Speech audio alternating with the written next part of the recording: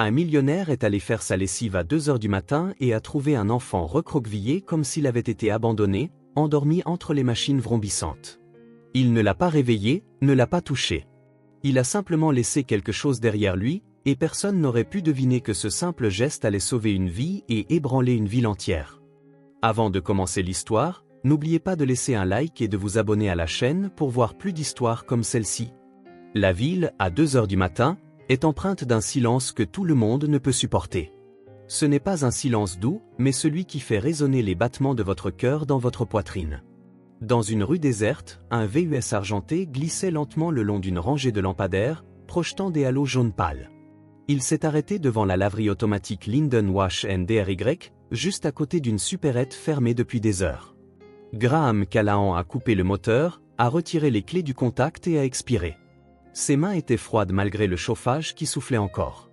Les manches de sa chemise étaient soigneusement retroussées, le col boutonné jusqu'en haut, comme s'il ne s'était jamais autorisé la moindre décontraction, même en faisant sa lessive au milieu de la nuit. La machine à laver de son domaine était en panne depuis 2 jours, et sa gouvernante était en congé prolongé. Alors voilà Graham, l'homme qui avait autrefois dirigé un empire technologique d'1 milliard de dollars, transportant tranquillement un panier de linge, se rendant lui-même au cœur de la ville dans une petite laverie publique.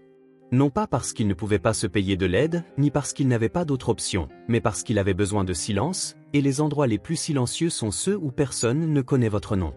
La laverie était encore éclairée. Une rangée de lave-linge et de sèche-linge cliquetait et vrombissait. L'odeur familière de déterge bon marché et de métal rouillé s'accrocha à son col dès qu'il entra. Il choisit le coin du fond, posa son panier et commença à charger les vêtements dans la machine comme un homme qui avait fait cela 1000 fois. La façon dont il pliait chaque chemise avant de la placer à l'intérieur, méthodique, délibérée, sans un seul mouvement superflu, était la même que celle avec laquelle il dirigeait son entreprise, précise, rapide, sans émotion. Mais alors que Graham se penchait pour dévisser le bouchon du flacon de lessive, quelque chose attira son regard. De l'autre côté de la pièce, sur un banc en bois devant la machine numéro 3, gisait un enfant. Le garçon était recroquevillé sur le côté, la tête appuyée contre la machine qui vibrait doucement, comme si c'était la seule chose qui lui offrait encore un peu de chaleur. Il serrait contre sa poitrine un sac en plastique rouge froissé, du genre de ceux que l'on trouve dans les épiceries à bas prix. Son manteau était vieux et déchiré à l'épaule, ses genoux ramenés contre son torse, ses chaussures sales, ses cheveux emmêlés tombant sur son front. Si l'on n'y prêtait pas attention, on aurait pu le confondre avec un paquet de linge oublié. Graham resta figé, immobile, tenant le bouchon de la bouteille de lessive. Un bref instant, il crut voir son propre fils, Ethan. Il s'endormait exactement comme ça, recroquevillé sur le canapé du salon après une grippe.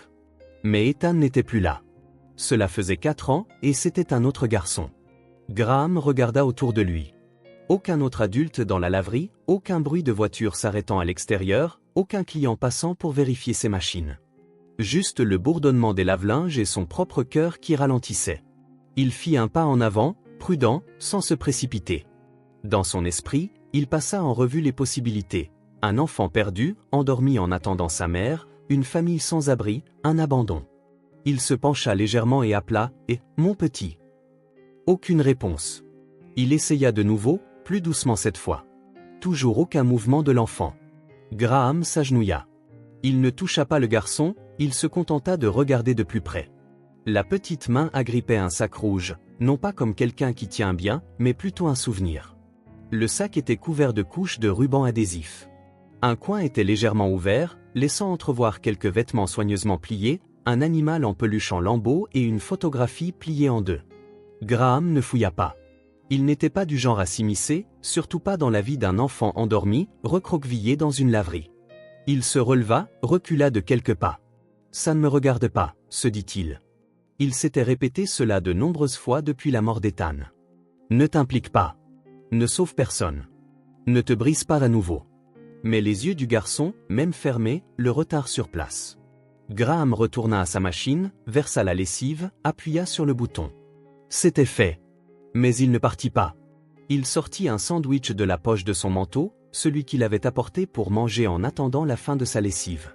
Il hésita une seconde, puis retourna vers le garçon et posa le sandwich à côté du sac rouge. Puis, discrètement, il sortit une carte de visite de son portefeuille. Le verso était vierge. Il écrivit « Je m'appelle Graham. Si tu as besoin d'aide, appelle ce numéro. Personne ne te fera de mal. Il glissa délicatement la carte à côté du sandwich. Il ne s'attendait pas à ce que le garçon appelle.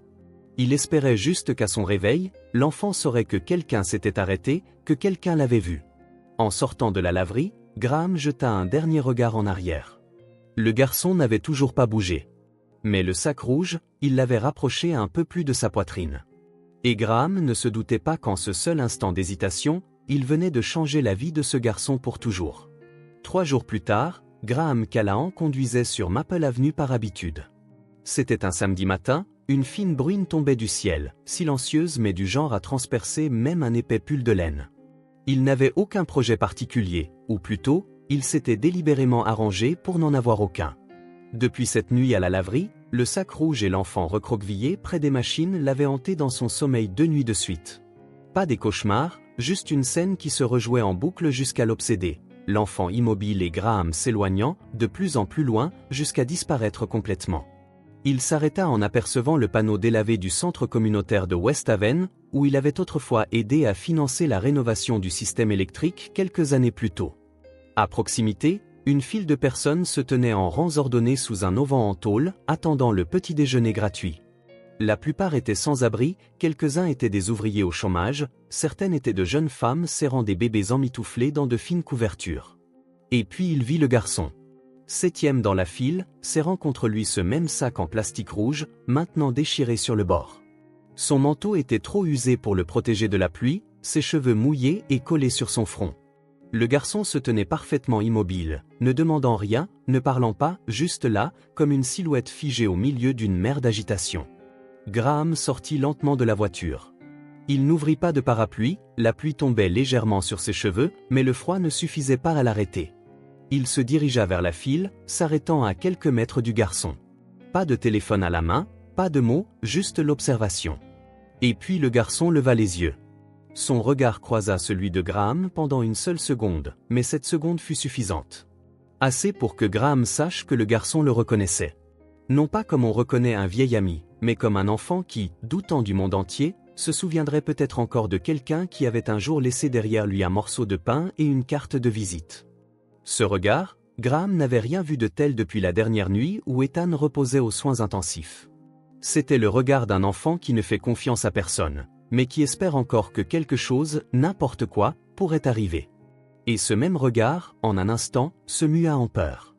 Le garçon se retourna et s'enfuit en courant. Aucun avertissement, aucune demande de nourriture, aucun regard en arrière. Le sac rouge rebondissait contre son flanc tandis que ses petits pieds s'engouffraient dans la ruelle à côté du refuge. Graham réagit presque par instinct. « Et, attends !» Il se fraya un chemin à travers la file, trébuchant sur le trottoir glissant, mais sans s'arrêter. Il tourna là où le garçon avait disparu, une ruelle étroite entre 2 bâtiments bas en briques, humide et épaisse de l'odeur de plastique brûlé et de vieux déchets. Les bruits de pas s'estompaient. Une boîte de conserve roula sur le trottoir, puis le silence. Graham s'arrêta, le cœur battant, non pas à cause de l'effort, mais d'un sentiment trop familier, comme la fois où Ethan avait disparu au supermarché. Seulement quelques minutes, mais un souvenir qui ne l'avait jamais quitté. « Mon fils » aplaté, puis il se tut. Pas de réponse. Il ralentit, scrutant chaque recoin, chaque poubelle, chaque porte fissurée. Rien que le silence. Puis, au fond de la ruelle, une silhouette accroupie contre le mur de briques leva une main dans un lance-salut. Graham se tourna, alerte. C'était un vieil homme, veste en jean usé, capuche à moitié rabattue sur son visage, les yeux plissés comme s'ils avaient vu à travers le temps. « Le gamin est parti » dit l'homme. « Vous connaissez ce garçon » Graham s'approcha. « Qui ne le connaît pas par ici ?»« Il s'appelle Micah. » Graham se figea. Pour la première fois, le garçon avait un nom. Micah. Court, doux, mais portant quelque chose de trop grand pour une si petite carrure. Ça fait des semaines qu'il erre dans ces rues. Il ne parle à personne. Les gamins comme ça, ils ont généralement peur des adultes. Mais je ne pense pas qu'il ait peur de vous. Graham fronça les sourcils, mi-surpris, mi-sceptique. Comment le sauriez-vous ? Le vieil homme haussa les épaules, sortant une cigarette humide de sa poche et la plaçant entre ses lèvres sans l'allumer. L'autre jour, je l'ai vu ramasser un bout de papier, le lire, puis le ranger dans sa poche comme si c'était de l'or. Je parie que ça venait de vous. Graham expira lentement. La carte de visite. Le garçon l'avait gardée. Son père lui avait promis de venir le chercher au refuge. Il n'est jamais revenu. Mort, à ce que j'ai entendu dire. Et le garçon, il attend toujours. Ouais, chaque matin, il se présente, silencieux, se tient au bout de la file comme une ombre, serrant ce sac rouge contre sa poitrine, les yeux fixés sur le portail. Mais juste au moment où c'est presque son tour d'avoir à manger, il s'en va. Il ne prend rien. Pas parce qu'il n'a pas faim, mais parce qu'il a peur que s'il s'absente, ne serait-ce qu'une minute, son père pourrait revenir et le manquer. Graham sentit sa poitrine se serrer, non pas à cause de l'histoire, mais à cause du passé qu'elle ravivait. Ethan l'attendait comme ça aussi, juste devant le portail de l'école, le jour d'une réunion importante que Graham n'avait pas pu reporter. À l'époque, il avait pensé, ce ne sont que quelques minutes.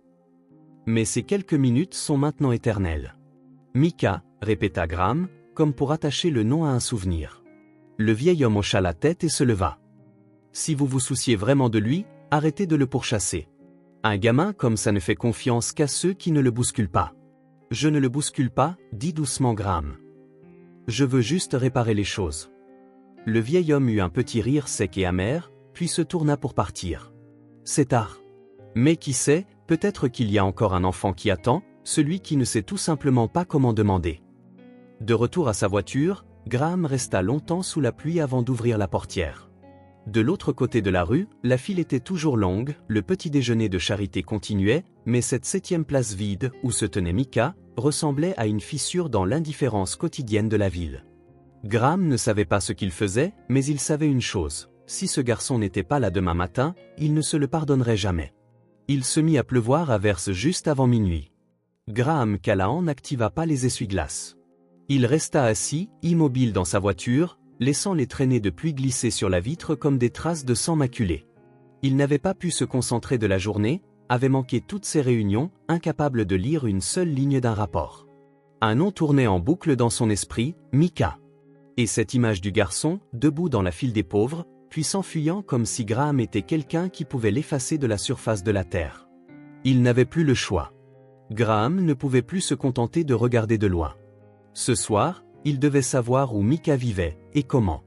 Il n'alluma pas la lumière intérieure, resta simplement assis, les mains posées sur le volant bien que le moteur soit éteint, les yeux rivés sur la ruelle étroite que le vieil homme, le roi, lui avait indiqué le matin même. Le sac en papier brun sur le siège passager bruissait doucement chaque fois que le vent hurlait.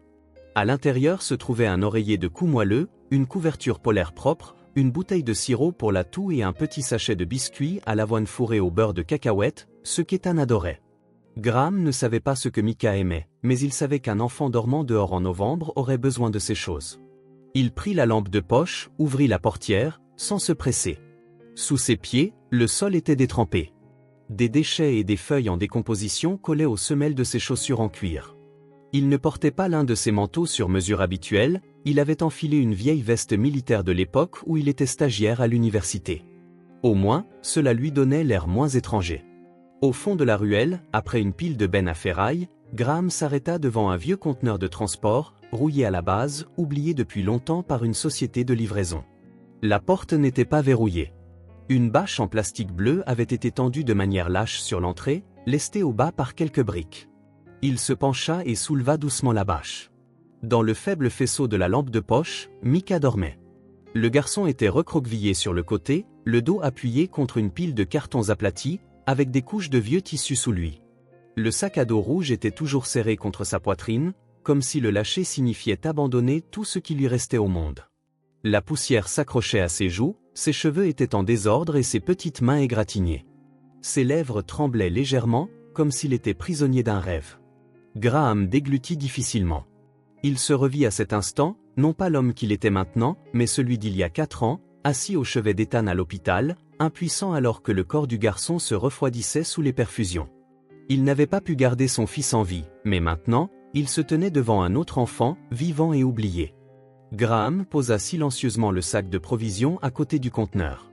Chaque mouvement était délibéré, sans bruit, sans risque de réveiller le garçon. Il dévissa le bouchon du sirop pour la toux et le glissa soigneusement dans la boîte de biscuits. Il plaça l'oreiller près de la tête du garçon sans le toucher.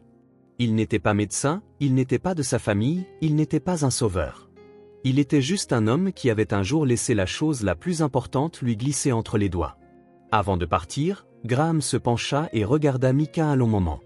La lumière du lampadaire voisin jetait une douce lueur sur le visage de l'enfant, des yeux épuisés, des lèvres serrées et un bras agrippant le petit sac rouge comme si c'était la dernière chose qu'il possédait. Et puis Micah gémit, « Papa, papa, ne pars pas ». Les mots étaient rauques, comme s'ils avaient été tirés des profondeurs d'un lourd sommeil. La respiration du garçon devint rapide et superficielle. Il se recroquevilla sur lui-même et des larmes s'échappèrent des coins de ses yeux fermés. Graham sentit son estomac se nouer, comme si quelque chose l'avait ramené dans cette chambre d'hôpital blanche et austère, toutes ces années auparavant. Ethan avait appelé de la même manière, perdu dans un rêve fiévreux alors que Graham était coincé dans un appel vidéo dans le couloir, juste devant les soins intensifs. Cette fois, Graham ne s'éloigna pas. Il s'avança, tendant doucement la main vers l'épaule de Micah, juste pour le rassurer, juste pour lui dire « je suis là », juste pour ne pas répéter l'erreur qu'il ne se pardonnerait jamais. Mais à la seconde où le bout de ses doigts allait effleurer l'épaule du garçon, Micah se redressa d'un bond. Il recula en rampant jusqu'à ce que son dos heurte le mur du conteneur, les yeux écarquillés de panique, comme un animal acculé. Sa main serrait fort le sac rouge, son menton tremblait. « Non, je n'ai rien volé. Micah, ne m'emmenez pas. Mon père va revenir, il l'a promis. » Le garçon cria et s'enfuit à l'extérieur. Ses pieds glissèrent sur le sol humide, mais il continua de courir. Grinquilla derrière lui, « Personne ne va t'emmener. Tu n'as rien fait de mal. Attends. » Mais le bruit des pas de Micah disparut dans le vent. Graham courut sur quelques mètres, mais il savait déjà qu'il ne le rattraperait pas. Il s'arrêta, posant une main sur son genou, le souffle court, non pas d'épuisement, mais du poids écrasant de l'échec qui lui serrait la poitrine. 10 minutes plus tard, il retourna au conteneur. Aucune trace de Micah. Le sac de provisions gisait ouvert, traîné sur le côté. La bouteille de sirop pour la toux avait roulé dans la terre, l'oreiller avait été projeté d'un coup de pied. Graham ne rangea rien. Il s'assit à côté, adossa son dos contre le mur de métal froid et regarda le ciel sans étoiles. Pourquoi ? Pourquoi un garçon de 7 ans réagirait-il ainsi à une main douce sur son épaule? Pourquoi crierait-il comme si quelqu'un l'avait un jour arraché à un être cher? Graham ne parla pas, il resta simplement assis en silence. Quand l'horloge sonna 1h du matin, il était toujours là, veillant sur un espace vide, comme si sa seule présence pouvait maintenir l'âme du lieu intacte. Le lendemain matin, alors que la lumière du soleil se glissait dans la ruelle étroite, Graham revint. Micah n'était pas là. Mais le sac rouge avait été tiré plus profondément dans le coin du conteneur et recouvert d'une couverture neuve. Micah était revenu. Et il n'avait pas fui. Depuis cette nuit, Graham s'asseyait silencieusement à côté du conteneur abandonné. Il y avait une chose qu'il ne pouvait chasser de son esprit, le regard terrifié dans les yeux de Micah et la voix tremblante du rêve du garçon. « Papa, ne pars pas !» Ce n'était pas un appel à l'aide, c'était la blessure ouverte d'un enfant qui ne savait plus comment faire confiance à qui que ce soit. Et Graham, bien qu'il ne l'ait jamais dit à voix haute, commençait à sentir que tourner le dos à nouveau n'était tout simplement plus une option. Houston, un lundi après-midi humide et frisquet, était recouverte d'épais nuages gris, comme de la poussière déposée sur les toits des quartiers populaires de l'East Side. L'odeur âcre de plastique brûlé flottait depuis les habitations de fortune derrière le marché Hopewell. Le trottoir luisait, imbibé d'une vieille eau de pluie. Au milieu de cette étendue grise, un petit garçon au manteau délavé trébuchait sur le trottoir, traînant un sac en plastique rempli de canettes d'aluminium vides. Micah connaissait bien cette route, il avait vendu de la ferraille ici plus d'une fois. Plus le sac était plein, plus on lui donnerait d'argent, et plus vite il se remplirait, plus vite il pourrait retourner à son conteneur, le seul endroit où il avait au moins une couverture propre et un oreiller moelleux que l'homme lui avait apporté. Il ne connaissait pas le nom de l'homme, il se souvenait seulement de ses yeux, des yeux qui ne le regardaient pas comme les adultes le faisaient habituellement, sans pitié, sans détachement froid, juste quelque chose de brisé. Micah n'avait pas dormi la nuit précédente. Sa poitrine lui faisait mal par vagues, son cœur s'emballant puis ralentissant sans raison. Il ne le disait à personne, car il n'y avait personne à qui le dire. Chaque respiration semblait plus difficile que la précédente, mais il continuait de traîner ce sac. Il pensait, si je peux gagner 5 $ aujourd'hui, peut-être que demain je pourrai racheter cette paire de vieilles chaussures en caoutchouc au coin du marché. Elles ne prendront pas l'eau quand il pleuvra. Le vertige le frappa sans crier gare. Tout devint flou, sa vision s'assombrit. Il s'agrippa à une poubelle près de la supérette, la tête tournant. Une femme d'âge moyen qui sortait du magasin l'aperçut juste au moment où il s'effondrait, le visage contre le trottoir, sa joue heurtant le bord tranchant de la bordure, son genou éraflé et saignant. Elle cria à l'aide, puis appela les secours. Certaines personnes s'arrêtèrent, d'autres se détournèrent. Elle s'en moquait. Le garçon gisait là, les lèvres devenant bleues, une main serrée sur sa poitrine, complètement immobile. Elle tomba à genoux à ses côtés, les mains tremblantes, en lui berçant la tête. « Tu m'entends, mon petit ? Tiens bon, l'ambulance arrive. » L'ambulance arriva 5 minutes plus tard, les sirènes déchirant le calme habituel du quartier. Ils soulevèrent le garçon à l'arrière, firent un contrôle rapide et donnèrent un premier avertissement, rythme cardiaque irrégulier. A-t-il des antécédents de problèmes cardiaques ? Qui est son tuteur ? Personne ne sait, répondit la femme, la voix étranglée. J'ai juste vu le garçon traîner un sac poubelle, puis s'effondrer. On aurait dit qu'il vivait dans la rue. Il y avait un sac rouge. Une jeune infirmière s'agenouilla et ramassa le sac rouge usé qui gisait à côté du corps frêle du garçon, qui devenait lentement flasque sur le trottoir. Le sac était couvert de poussière, sa fermeture éclair effilochée et déchirée, mais solidement attachée avec un petit bout de corde. Elle faillit le laisser derrière elle, mais quelque chose la fit s'arrêter. Elle emporta le sac dans l'ambulance. Après que le véhicule eut roulé quelques minutes, elle l'ouvrit pour vérifier à l'intérieur. À part quelques miettes de biscuits et une petite voiture à qui il manquait une roue, elle trouva une carte de vœux pliée et tachée. L'écriture à l'intérieur était encore lisible, « Si jamais tu as besoin de quelque chose, appelle simplement Graham Callahan. » En dessous, un numéro de téléphone. Sans hésiter, elle sortit son téléphone et composa le numéro. Graham terminait juste une réunion virtuelle lorsque l'écran afficha un numéro inconnu. Il hésita une seconde, puis répondit. Une voix de femme retentit, urgente mais claire, « Bonjour, je suis infirmière au centre d'urgence de Saint-Hilora. Nous venons d'admettre un petit garçon nommé Mika. Votre carte a été trouvée dans son sac. Il est inconscient et actuellement en soins intensifs. » Graham ne répondit pas.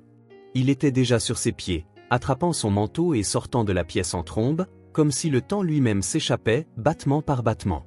Il ne termina même pas l'appel correctement. Ses clés tombèrent sur le sol alors qu'il se précipitait vers sa voiture. Au premier carrefour, il ne prit pas la peine de mettre son clignotant, manquant de peu de griller un feu rouge. Tout en lui criait avec un désespoir familier, « Ne sois pas en retard. » Pas encore. Il avait été en retard une fois, et il avait perdu son fils. À l'hôpital Saint-Hilora, Graham fit irruption par les portes de l'aile des urgences juste au moment où un brancard pédiatrique était poussé dans l'unité de diagnostic intensif. Il entrevit le garçon, immobile, une perfusion dans le bras, des fils connectés à des moniteurs, son visage pâle humide de sueur, ses boucles trempées. « Mika !» Une infirmière se plaça devant lui. « Je suis désolé, monsieur, vous ne pouvez pas entrer. Seule la famille est autorisée dans cette zone. » « C'est moi qui l'a appelé, » dit rapidement Graham, les yeux rivés sur la porte de la salle de soins. « S'il se réveille et ne voit personne, il s'enfuira. Et s'il s'enfuit maintenant, il mourra. » Il n'y avait aucune supplication dans son ton, seulement une simple vérité. L'infirmière marqua une pause, puis hocha lentement la tête. « Chambre 203. Le docteur Elise vous parlera sous peu. » Le docteur Elise Rowan entra dans la salle d'attente près d'une heure plus tard. Ses cheveux châtains étaient attachés à la hâte, la manche de sa blouse blanche portait une tache de sang fraîche près du poignet.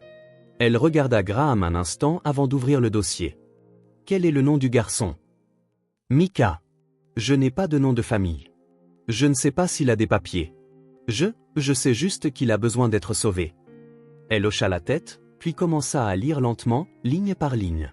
Le garçon a une cardiopathie congénitale, un cas complexe. Paroi cardiaque mince, rythme ventriculaire gauche instable. Si ce n'est pas corrigé chirurgicalement dans les 2 semaines, avec une chirurgie cardiaque intensive et des soins post-opératoires, il ne survivra pas. Graham s'effondra sur la chaise. Il ne dit rien pendant 1 minute entière. Le seul son était le léger froissement du dossier médical dans sa main qu'il serrait. Nous avons besoin d'un tuteur légal, d'une attestation d'assurance ou d'une autorisation de traitement. Il n'y a aucun dossier pour Mika, personne n'est listé comme son tuteur. Nous ne pouvons pas opérer sans protection légale. Élise, il prononça son nom pour la première fois. J'ai perdu un enfant une fois parce que j'étais trop en retard. Cette fois, je ne laisserai pas cela se produire. Elle le regarda droit dans les yeux. Son regard était toujours froid, mais quelque chose s'y attarda. « Je vais transmettre le dossier à l'équipe juridique de l'hôpital », dit Élise. « Pour l'instant, nous le maintenons stable avec des médicaments pour le cœur, mais une décision doit être prise bientôt, très bientôt. » Graham se leva. Il ne retourna pas dans la salle d'attente. Il se dirigea directement vers l'unité de soins intensifs où reposait Mika. Les lumières étaient tamisées, le moniteur bipait régulièrement. Le garçon dormait, la tête enfoncée dans l'oreiller. Et à côté de lui, le sac rouge, maintenant lavé, séché et soigneusement placé, reposait là où il avait été. Graham s'assit à côté du lit. Personne ne lui en avait donné la permission, mais personne ne l'arrêta non plus. Il prit la petite main du garçon, froide, frêle, mais elle commença à se réchauffer dans la sienne. Mika s'agita légèrement, puis ouvrit les yeux, le regard hébété. Graham se pencha et murmura « Je suis là ». Mika respira doucement. Ses yeux étaient flous, mais ils restèrent fixés sur lui. Sa voix était à peine un murmure, comme le vent effleurant les feuilles. « Vous êtes mon père, n'est-ce pas ?» Ce n'était pas une erreur d'identité. C'était une invitation, un espoir silencieux que la réponse serait oui. Graham serra plus fort la main du garçon. Il ne parla pas, mais une larme tomba sur cette petite main. Il n'y avait plus besoin de mots. Mika sourit faiblement, puis se rendormit. Le moniteur cardiaque continua son rythme régulier. Graham resta là jusqu'à ce que les lumières du couloir s'éteignent et que l'hôpital s'installe dans le silence. Quand l'infirmière revint pour le dernier contrôle de la nuit, il se leva et ajusta doucement la couverture sur le garçon. « Appelez l'avocat. Je signerai tout ce qui est nécessaire, » dit-il, la voix stable comme la pierre. « Je serai cette personne. Celui qu'il pourra appeler papa. » Graham Callahan était assis seul dans la petite salle d'attente administrative de l'hôpital Saint-Hilora, où les murs autrefois blancs s'étaient ternis en gris et où les néons bourdonnaient régulièrement au-dessus de sa tête. Devant lui se trouvait une épaisse chemise en manille, l'étiquette dactylographiée légèrement de travers, Mika, nom de famille inconnu. Admission d'urgence, pédiatrie. Ses doigts agrippaient légèrement le bord du dossier tandis qu'il tournait lentement chaque page. Une malformation cardiaque congénitale complexe, risque d'insuffisance cardiaque aiguë, niveau d'oxygène anormalement bas. Les notes de l'infirmière détaillaient des antécédents de toux chronique non traités, une suspicion de sans-abrisme, de malnutrition et d'arythmie cardiaque. La dernière page était vierge sous la rubrique « Nom du tuteur ». Chaque ligne était comme une gifle, un rappel brutal de l'absurdité de la situation. Un enfant était en train de mourir simplement parce que personne n'avait le droit légal de le laisser vivre. La porte s'ouvrit. Une femme en tailleur entra, tenant un presse-papier. Derrière, elle suivait le docteur Élise Rowan et deux administrateurs de l'hôpital. « Monsieur Callahan, je suis Sandra Miles, la conseillère juridique de l'hôpital », commença-t-elle. « Nous comprenons que vous souhaitez assumer la responsabilité du patient Mika. Cependant, sans document prouvant une relation et sans une requête formelle de tutelle, l'hôpital ne peut pas procéder à une chirurgie majeure sans s'exposer à un risque juridique. » Graham ne se leva pas. Il posa doucement le dossier sur la table et la regarda droit dans les yeux. « Quel risque, madame ? En cas d'échec de la chirurgie, ou s'il y a des complications post-opératoires, l'hôpital pourrait faire face à des poursuites judiciaires de la part d'un tiers ou du système de protection de l'enfance de l'État.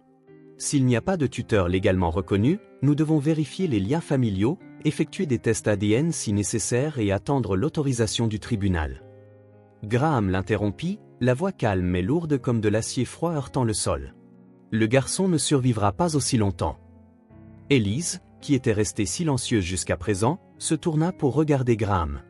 Ses yeux contenaient quelque chose de non dit. Après une pause, elle toucha le bord du dossier. « Je suis le médecin principal.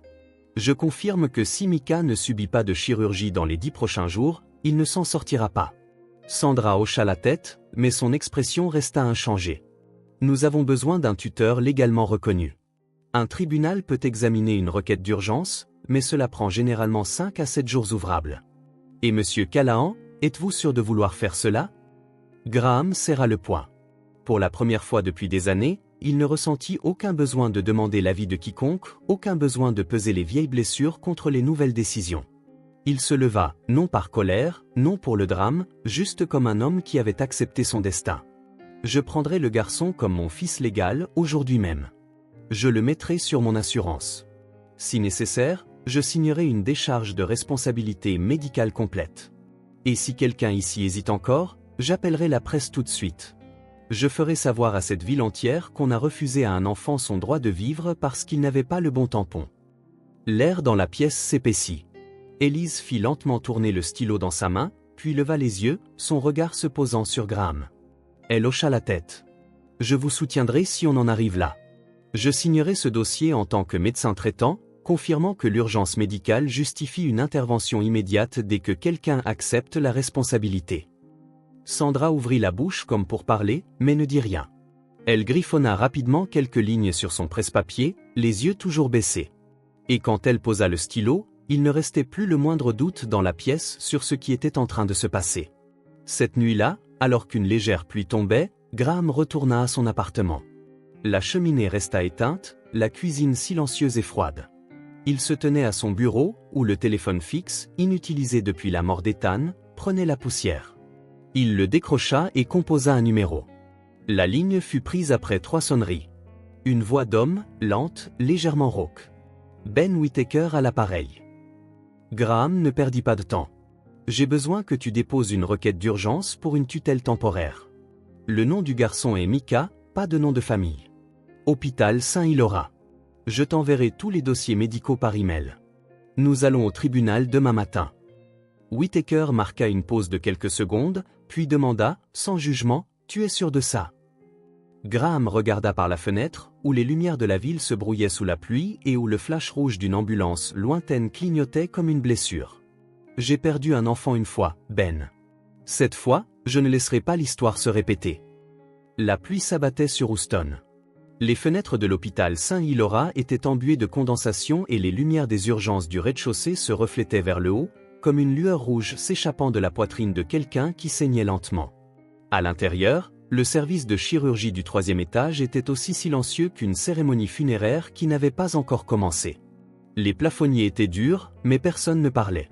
Tout le monde attendait, les yeux fixés sur une porte blanche où une plaque de métal indiquait « Salle d'opération cardiothoracique. Dr Élise Rowan, chirurgienne en chef. » Graham Callahan se tenait près de la fenêtre. Il ne s'asseyait pas. Son manteau était trempé, ses cheveux mouillés et collés à son front. Dans sa main, il serrait un mouchoir froissé, non pas pour essuyer des larmes, mais pour empêcher sa main de trembler. Ses chaussures en cuir noir étaient striées de boue et marquées de peinture séchée provenant du banc du couloir où il avait tenté, sans succès, de trouver un moment de calme. Il n'y en avait aucun. Derrière cette porte, Micah était étendue sur la table d'opération, une petite vie fragile avec un cœur ne battant que grâce aux médicaments, des poumons respirant à travers des tubes et un avenir suspendu au fil de l'habileté humaine. Graham ne pouvait rien faire. Il ne pouvait pas le réparer, il ne pouvait pas le protéger, il ne pouvait pas prendre sa place. Il avait déjà été là. Même couloir, même mur blanc, même pas feutré des infirmières qui passaient. Un autre enfant, un autre lit chirurgical, une autre attente. Ethan était mort pendant que Graham répondait à un email urgent d'un actionnaire européen. Il se souvenait de l'heure exacte, 15h41. La réunion avait duré 11 minutes. Au moment où il était entré dans la salle de réveil, il ne restait plus qu'un drap blanc recouvrant le corps de son fils. L'infirmière avait pleuré, le médecin s'était mordu la lèvre et n'avait pas pu le regarder dans les yeux. Et Graham, il n'avait pas pleuré, car certaines douleurs sont si profondes que les yeux oublient comment pleurer. Cette fois, il ne tenait pas de téléphone, pas d'ordinateur portable, pas d'appel. Il était juste là, debout, à attendre. Comme un père devrait le faire. L'opération se poursuivit. Les 2 premières heures passèrent avec pour seul bruit les pas de l'assistant chirurgical se précipitant d'avant en arrière, transportant des instruments, des poches de sang, des fiches de surveillance. Élise n'avait pas quitté la salle une seule fois. On disait qu'elle avait un jour sauvé une petite fille née à seulement 28 semaines avec une seule incision, une suture et 6 heures sans scier. Graham le croyait. Une forte pluie s'abattit contre les fenêtres. Personne d'autre à l'hôpital ne prêtait attention au temps qu'il faisait dehors, mais Graham entendait chaque goutte. Chacune tombait comme une autre minute qui s'écoulait pendant que le cœur de Micah restait décousu. Chaque goutte comme un poids de responsabilité qu'il ne pouvait ignorer, même si personne ne lui avait demandé de le porter. À la 3e heure, une infirmière sortit et dit « Le cœur est ouvert. Nous travaillons à la construction d'une valve artificielle. Le pouls est faible. » Il ferma les yeux et s'adossa au mur. Il ne priait pas. Graham ne croyait plus en Dieu depuis la perte d'Ethan. mais il croyait en la femme qui opérait, Élise, et en quelque chose d'autre qui prenait lentement forme en lui. Un sentiment qu'il ne pouvait pas tout à fait nommer. Ce n'était pas de la culpabilité, ce n'était pas du devoir. C'était de l'amour. L'amour pour un enfant qui ne partageait pas son sang. 4e heure. La lumière au-dessus de la porte de la salle d'opération était toujours rouge. Élise n'était toujours pas sortie. Les genoux de Graham lui faisaient mal, mais il ne s'asseyait pas. Il avait peur que s'il s'asseyait, il pourrait s'effondrer. Presque sans réfléchir, il sortit son téléphone, ouvrit l'album photo. Ethan, le jour de son 6e anniversaire, le visage barbouillé de gâteau, souriant jusqu'aux oreilles. La dernière photo était celle de son fils, allongé dans un lit d'hôpital, des machines l'entourant, les yeux fermés, les bras enroulés autour d'un robot en bois. Micah s'était aussi accrochée à quelque chose ces derniers jours. Pas un robot, un sac rouge. À 16h27 précise, les portes de la salle d'opération s'ouvrirent. Élise sortit la première, le visage luisant de sueur, les cheveux plaqués derrière les oreilles, des gouttelettes s'accrochant à sa visière. Elle ne parla pas tout de suite. Elle resta immobile un instant, comme si elle avait besoin de se ressaisir avant de dire quoi que ce soit. Puis elle regarda droit vers Graham. « Nous avons sauvé le garçon. » Il n'y eut pas d'applaudissements, personne ne s'étreignit, pas de soupir de soulagement. Seulement Graham, qui recula d'un pas, puis s'effondra sur une chaise, les mains serrant sa tête. Il ne sanglota pas, mais les larmes vinrent. Pour la première fois depuis de nombreuses années, il se laissa pleurer. Non pas à cause de la perte, mais parce qu'une vie de plus n'avait pas été perdue. 2 heures plus tard, Graham se tenait dans le couloir. Il bruinait toujours dehors. Le vent froid se glissait dans son dos, mais il ne sentait rien. Il tenait son téléphone, composant un numéro qu'il connaissait par cœur. « Ben, c'est moi. »« C'est une bonne nouvelle ?» demanda rapidement la voix à l'autre bout du fil. « Une bonne nouvelle, » dit Graham. « Et j'ai besoin que tu commences tout de suite. »« Tu veux dire ? Commence les démarches d'adoption dès que possible. Pas par devoir, mais parce que j'aime ce garçon comme s'il était ma propre chair et mon propre sang. » Il n'y eut pas de réponse, juste le bruit silencieux des touches cliquant sur un clavier. Micah n'avait pas complètement repris connaissance lorsque Graham entra dans la salle de réveil le lendemain matin. Des tubes, des moniteurs cardiaques et des capteurs d'oxygène étaient toujours attachés sur tout le corps du garçon, mais sa peau n'était plus aussi pâle et sa respiration était devenue plus stable. Élise laissa la fiche de surveillance sur la table, fit un petit signe de tête et sortit discrètement sans dire grand-chose, juste un murmure, « Il a passé le plus dur. Le reste dépend du temps. » Graham s'assit sur la chaise à côté du lit. Dans ses mains se trouvait un livre à couverture rigide, Max et les Maxi-Monstres, le livre pour enfants classique qu'Ethan connaissait par cœur.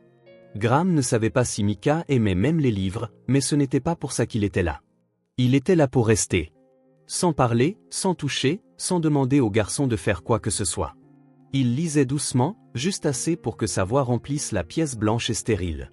Peut-être que Micah pouvait l'entendre, peut-être pas, mais ce qui comptait, c'est que Graham continuait de lire, jour après jour. Le 2e jour, Micah ouvrit les yeux plus longtemps. Cette fois, il vit Graham. Il ne paniqua pas, mais il ne sourit pas non plus. Il avait juste l'air de ne pas tout à fait croire qu'il était encore en vie, encore là avec cet homme. Le 3e jour, une infirmière essaya de changer sa blouse d'hôpital. Micah se figea, le corps tendu, se débattant dès qu'il vit la blouse blanche.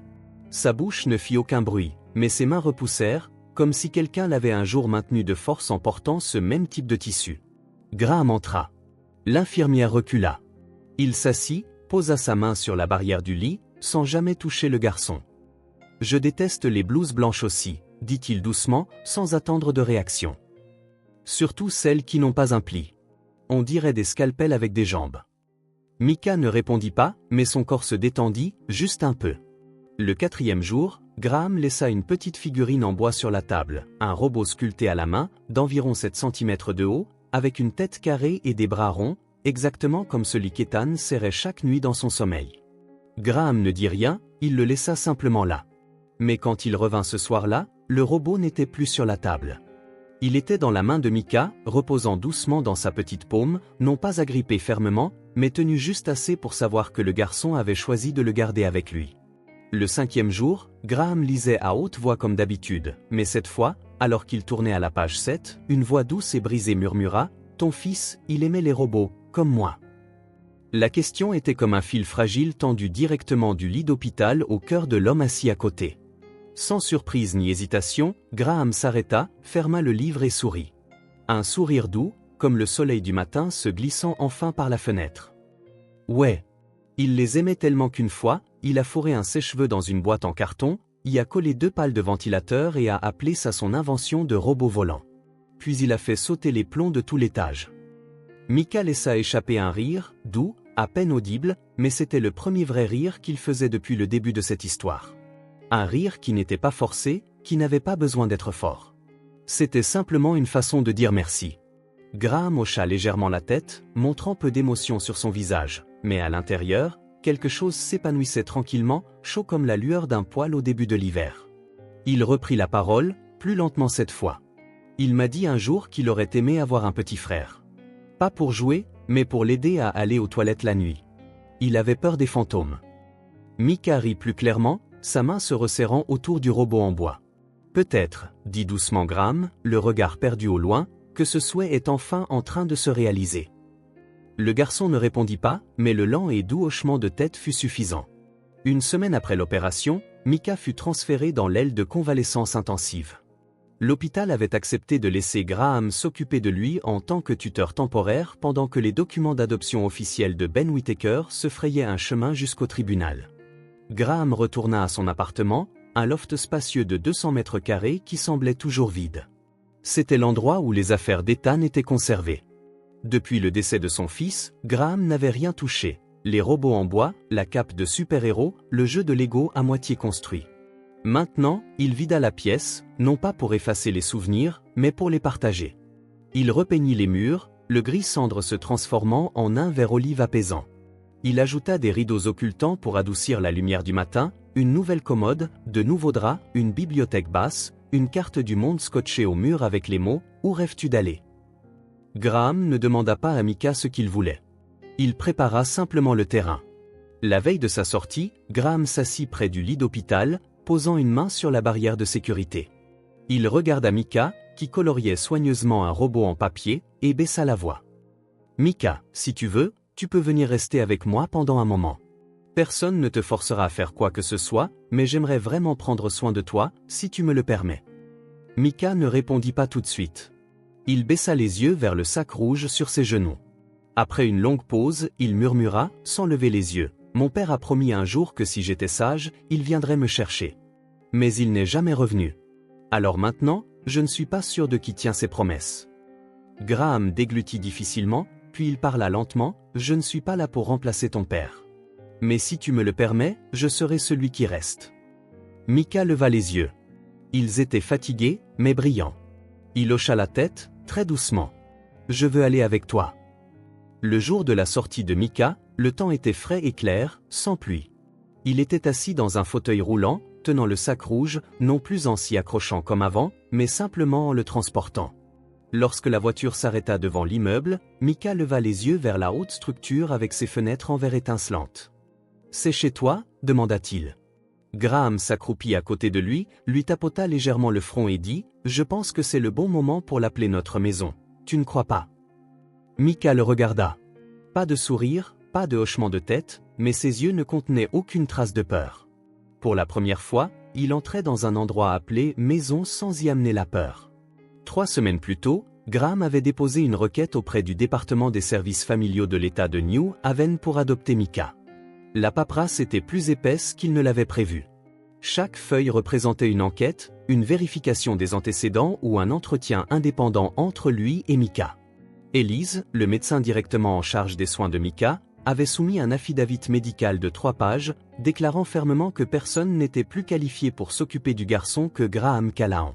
Pourtant, malgré sa bonne volonté, sa situation juridique et une demande complète, Graham fut tout de même convoqué à une audience à huis clos à l'hôtel de ville.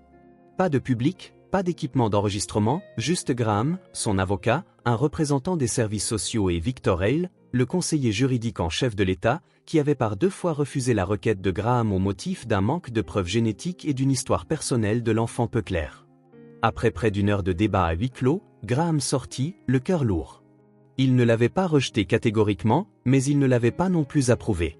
Juste une vague promesse, nous examinerons cela plus en détail. Le léger crissement des roues en caoutchouc résonna sur le sol en marbre. Mika était assis tranquillement dans le vaste couloir de l'hôtel de ville, serrant un modèle de robot en bois ébréché dans ses deux mains.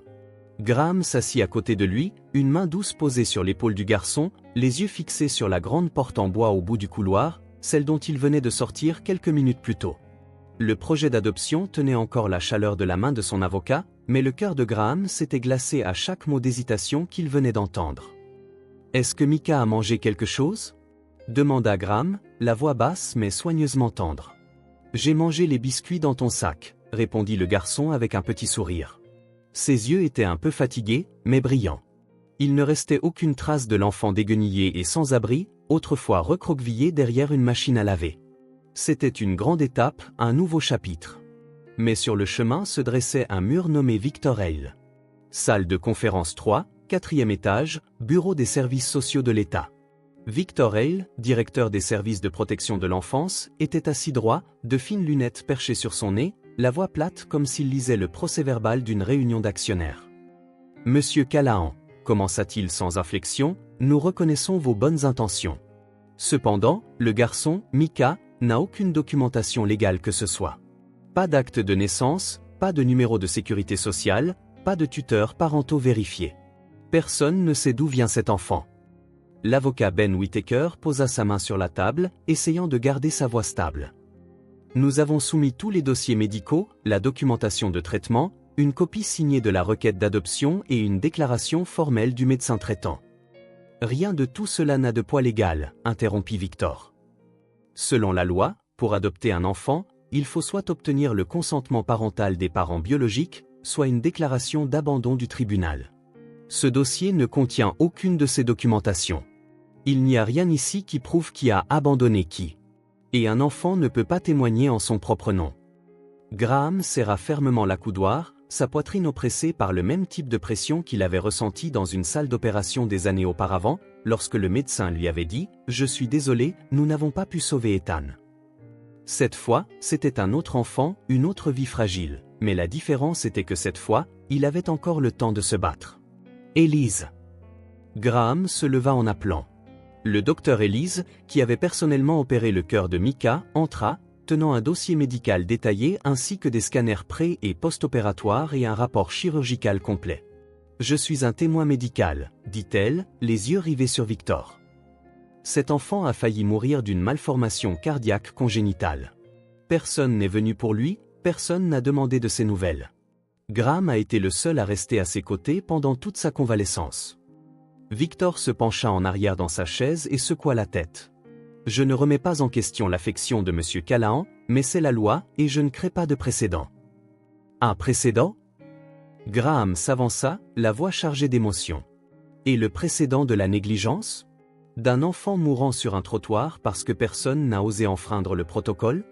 D'un vieil homme tenant un garçon qui crache du sang mais ayant trop peur de le soulever de peur d'enfreindre les règles ?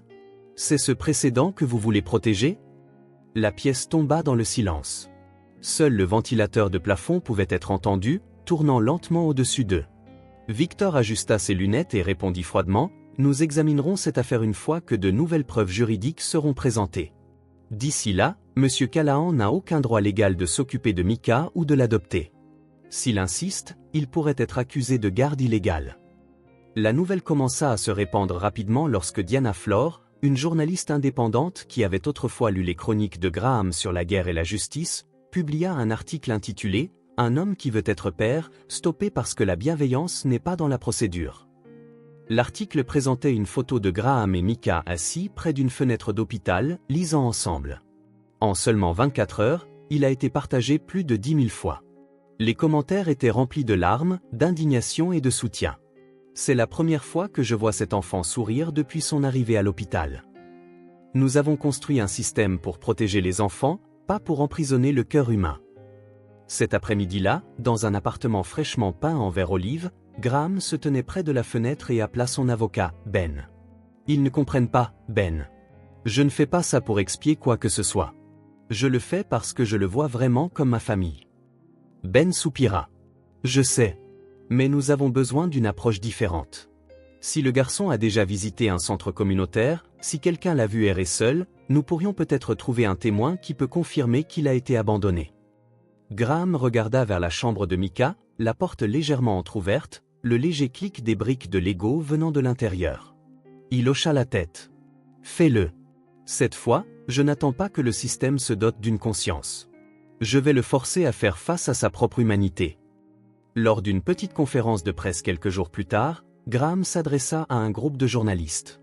Si ce système n'a pas de place pour les enfants non désirés, alors c'est peut-être nous, les adultes, les législateurs, qui sommes les vrais orphelins. Orphelins de compassion. Les flashs des appareils photo illuminèrent la pièce, mais Graham n'avait pas besoin d'applaudissements. Il n'avait besoin que d'une chose, le droit légal d'appeler ce garçon son fils. Graham monta sur la plateforme en bois improvisé. Le vent soufflait dans son manteau, agitant doucement ses cheveux poivre et sel. Micah était assis en bas, dans la foule. Personne ne prêtait attention à la caméra vidéo, personne ne levait son téléphone. La scène devant eux était trop réelle pour avoir besoin d'un écran. Il baissa les yeux, sa voix calme. « Je ne suis pas ici pour supplier qui que ce soit d'accepter un enfant. Je veux juste vous rappeler que nous avons tous été cet enfant. Chacun d'entre nous a un jour espéré que quelqu'un reviendrait et dirait « Je ne t'ai pas abandonné ».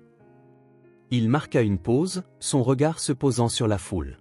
Le système peut rejeter Micah, mais le caractère d'une communauté, il ne le peut pas. Nous avons le choix, suivre la procédure ou suivre nos cœurs. La petite place tomba dans le silence. Puis un applaudissement, un autre. Bientôt, tout le quartier se joignit. Les applaudissements n'étaient pas forts ou frénétiques, mais constants, sûrs et sincères. Derrière la foule, Victor Hale, le directeur des services sociaux, se tenait silencieusement. Le discours était diffusé en direct sur le site d'information locale. Son bureau reçut près de 3000 emails cet après-midi-là. Le tribunal fédéral appela. Un procureur proposa de rouvrir le dossier de Micah pour enquêter sur l'abandon et créer un dossier spécial pour lui délivrer un acte de naissance. Elise signa un affidavit médical supplémentaire confirmant l'absence de tuteur légal. Micah fut poussé en avant dans la foule, juste au coucher du soleil. La porte coulissante en verre derrière lui se referma doucement, comme si on fermait la porte sur un passé caché dans l'obscurité. Il tenait un bouquet de jasmin, ne disant rien, mais son visage rayonnait. Graham descendit, prenant la main du garçon. Diana, debout dans un coin, immortalisa le moment avec une photo sans flash. Cette photo apparut bientôt dans tous les journaux régionaux, quand le cœur d'un père touche la conscience de toute une communauté. Cette nuit-là, dans un petit appartement, Graham accrocha à un panneau en bois, le coin de Micah. Un endroit pour mon fils. Micah demanda, « Tonton, tu veux toujours que je sois ton fils ?» Graham s'arrêta, s'assit et le regarda droit dans les yeux. « Non, Micah. Pas parce que je le veux, mais parce que je ne peux pas imaginer cette vie sans toi. » Micah sourit. Pour la première fois, ce sourire ne portait aucune ombre. 3 mois plus tard, un vent de printemps balayait la rangée d'érables devant le porche, les jeunes feuilles tremblant sous le soleil du matin. Le manoir de Graham, autrefois rempli uniquement du tic-tac des horloges et de l'odeur de café froid, résonnait maintenant de petits pas, d'éclats de rire et de l'odeur de biscuits fraîchement cuits. Les fenêtres étaient grandes ouvertes. Sur la table gisaient des dessins de robots et de trains, à côté d'un portrait griffonné avec les mots inclinés au crayon, « Moi et papa ». Dans le jardin, là où se trouvait autrefois une table et des chaises en bois froide, il y avait maintenant une petite aire de jeu avec une balançoire, un bac à sable et une branche de chêne tenant un sac rouge. Micah était en bonne santé. Il avait un peu grandi, ses cheveux s'étaient épaissis et ses yeux brillaient de vivacité. Il avait commencé l'école. Le premier jour, il portait la chemise que Graham avait achetée, pas de marque, mais propre, bien repassée, et avec le nom Micah Whitmore cousu à l'intérieur du poignet. Chaque soir avant de se coucher, il écrivait quelques lignes dans son journal. Personne ne lui demandait, c'était simplement devenu une nouvelle habitude. Aujourd'hui, la maîtresse m'a demandé combien de personnes il y a dans ma famille. J'ai répondu, mon papa. Mais j'ai l'impression d'avoir toute une armée derrière moi. Je ne rêve plus de nuits froides. Un après-midi, Graham emmena Micah au petit cimetière au nord de la ville, où son fils Ethan Jr. avait été enterré 6 ans plus tôt. Pas de trompette, pas de larmes, juste une poignée de mains fermes. 2 silhouettes se tenaient devant le monument en pierre grise. Graham s'agenouilla, caressant doucement du doigt le nom gravé. « Mon fils, j'ai tenu ma promesse. Tu m'as un jour demandé si j'avais des frères et sœurs. Maintenant, tu en as un. Mika déposa un modèle de robot en bois, celui qu'il avait construit lui-même, devant la tombe. Il ne dit rien, mais en s'éloignant, il jeta un regard en arrière et leva doucement la main dans un petit salut. « Frère Ethan, je suis Mika. » Sur le chemin du retour, une légère pluie commença à tomber. Aucun des deux ne se pressa pour s'abriter. Père et fils marchèrent lentement sous le porche. Arrivé à la maison, Graham ouvrit la porte et fut surpris de voir le sac rouge accroché à l'arbre de chêne dans le jardin. Mika l'Y avait suspendu pendant qu'il était dehors. Ce sac, la seule chose que Mika avait portée durant sa vie d'errance, pendait maintenant tranquillement, comme un souvenir plié, n'ayant plus besoin d'être porté. Mika leva les yeux, sourit, puis se tourna vers Graham. « Papa, n'allons plus faire la lessive à l'ancien endroit. »« Pourquoi donc, mon fils ?»« Parce que notre maison est propre, maintenant. » Une simple déclaration, mais Graham comprit. Propre, ici, ne signifiait pas les vêtements ou les sols. Cela signifiait le cœur. Cela signifiait que les taches du passé avaient été lavées. Cela signifiait le pardon pour soi-même, pour le destin, pour des jours que personne ne méritait. Ce soir-là, avant d'éteindre la lumière, Graham ouvrit son ordinateur et remplit les derniers documents d'adoption officiels. La dernière ligne qu'il écrivit était une note sincère au tribunal : « J'ai un jour perdu un enfant parce que je ne suis pas arrivé à temps. Aujourd'hui, je choisis d'aimer un enfant, non pas parce que je lui dois quelque chose, mais parce que je refuse de vivre dans un monde où les enfants doivent attendre que quelqu'un arrive à temps. » Mika n'est pas venu pour combler un vide. Il est venu pour ouvrir une nouvelle porte en moi, et je ne laisserai jamais cette porte se refermer. Certaines rencontres semblent accidentelles, mais deviennent les tournants qui changent une vie. Mika n'a pas choisi où il est né, mais il a été choisi par un homme qui avait tout perdu et qui a osé ouvrir son cœur une fois de plus. Cette histoire n'est pas seulement le parcours d'un enfant sauvé, c'est le parcours d'un homme qui apprend à redevenir père. Non par le sang, mais par le cœur. Croyez-vous qu'un petit geste de votre part puisse sauver quelqu'un perdu dans l'obscurité ? Avez-vous déjà vu quelqu'un dans le besoin, mais êtes-vous passé à côté en pensant que ce n'était pas votre affaire ? S'il vous plaît, partagez vos pensées dans les commentaires. Je lis et écoute attentivement chaque mot que vous écrivez. Et si aujourd'hui vous vous sentez fatigué ou seul, souvenez-vous qu'il y a toujours quelqu'un, quelque part, prêt à écouter, à croire en vous et à prendre soin de vous, sans avoir besoin d'une raison.